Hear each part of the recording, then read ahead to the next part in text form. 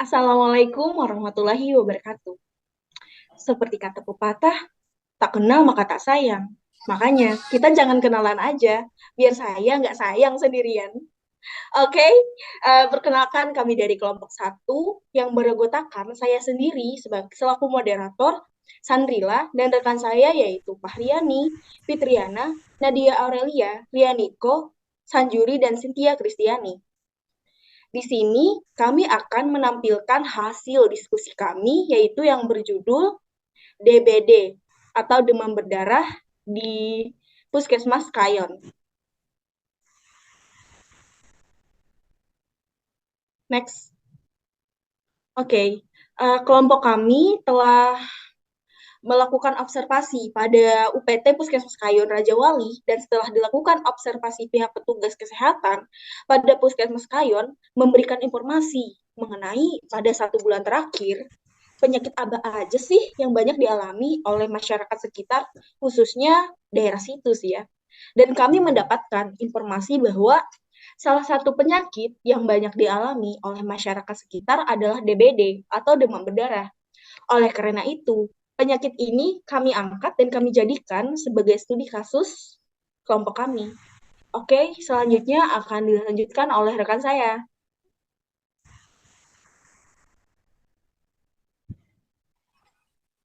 Baiklah, pengertian DBD.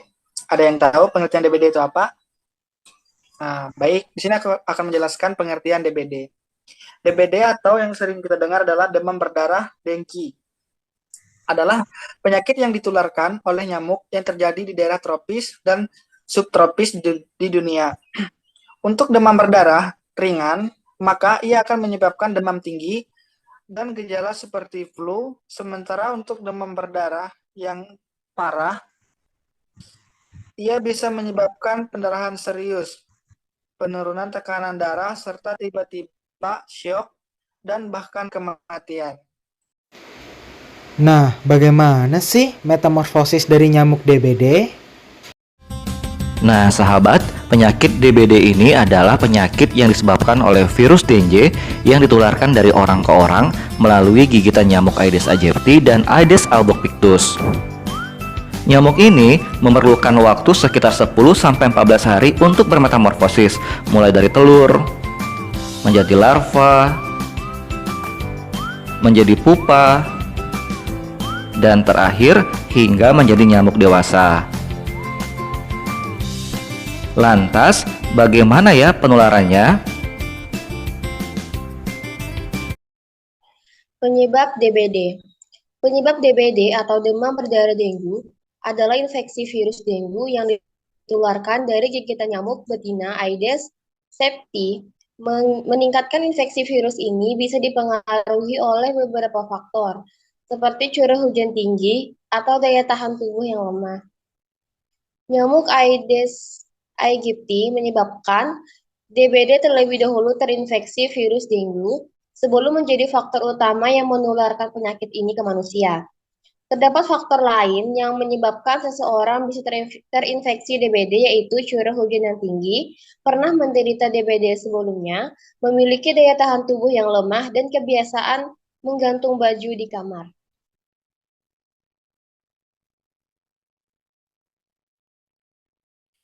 Gejala DBD.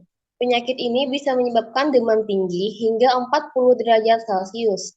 Selain itu, beberapa gejala lainnya antara lain sakit kepala di bagian belakang mata, mual dan muntah, dan juga ruam. Pada umumnya, penderita DBD akan mengalami 3 fase demam selama rentang 2 sampai dengan 7 hari. Pada fase pertama, hari ke-1 sampai ke-3, penderita akan merasakan demam yang cukup tinggi. Nah, pada fase kedua atau fase kritis, demam akan turun dan bahkan dapat terjadi penurunan trombosit secara drastis. Di fase yang ketiga, ini akan terjadi pada hari ke-6 sampai ke-7. Penderita akan merasakan demam kembali. Fase ini dinamakan fase pemulihan. Di fase inilah trombosit akan perlahan naik kembali normal. Tanda-tanda peringatan demam berdarah yang parah dan merupakan keadaan darurat dapat berkembang dengan cepat.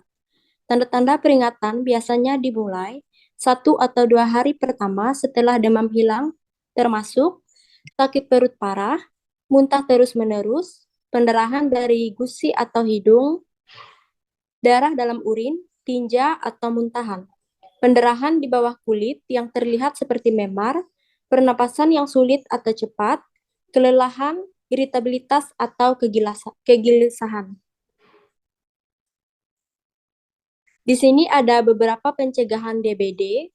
Yang pertama yaitu gunakan AC atau kelambu yang dipasang di ventilasi dan tempat tidur. Selain itu, nyamuk yang membawa virus dengue paling aktif dari fajar hingga senja, tetapi mereka juga dapat menggigit pada malam hari.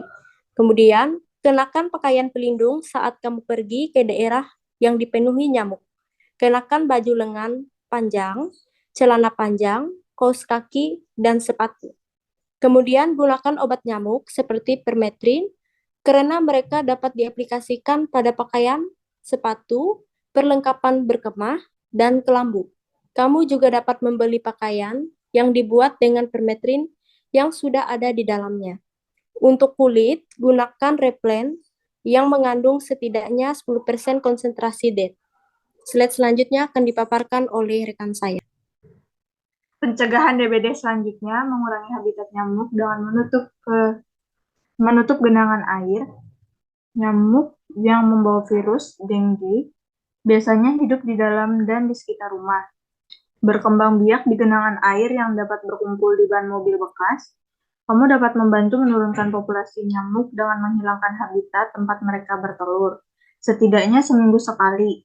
Wadah kosong dan bersih yang menampung genangan air seperti wadah tanaman, piring hewan, dan vas bunga. Jaga agar wadah air tetap tertutup di antara pembersihan. Tunggu. Ada plusnya nih. Sahabat, yang dimaksudkan plusnya adalah bentuk upaya pencegahan tambahan untuk mencegah gigitan dan perkembangbiakan nyamuk, seperti memelihara ikan pemakan jentik, menaburkan larva sida pada penampungan air, dan sahabat bisa menggunakan obat anti nyamuk untuk membunuh nyamuk dewasa.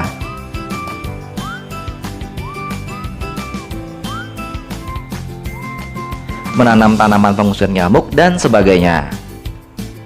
Masyarakat diharapkan untuk sangat berperan dalam hal ini. Oleh karena itu, langkah pencegahan yang dapat dilakukan adalah upaya pencegahan DBD.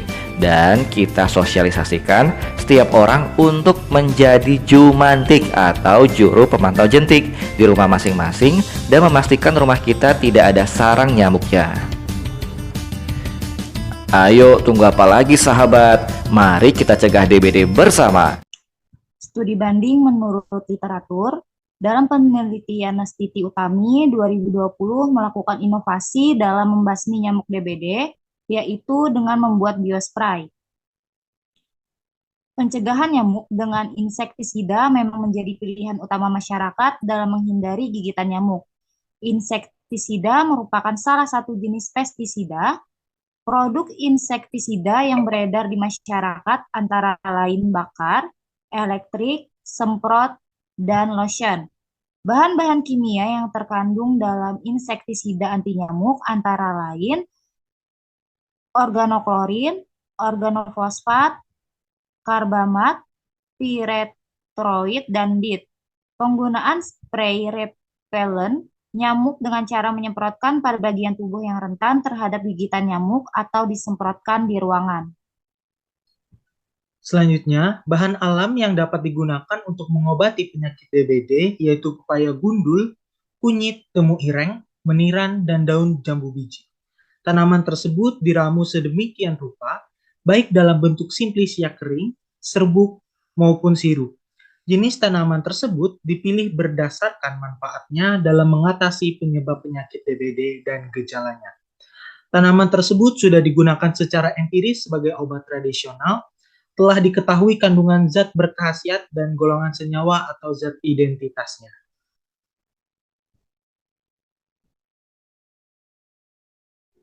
Itu saja pemaparan dari kelompok saya. Jika ada kesalahan, mohon dimaafkan. Jika ada rasa sayang, mohon diungkapkan. Billahi taufiq wal hidayah, waridho wal inayah. Wassalamualaikum warahmatullahi wabarakatuh.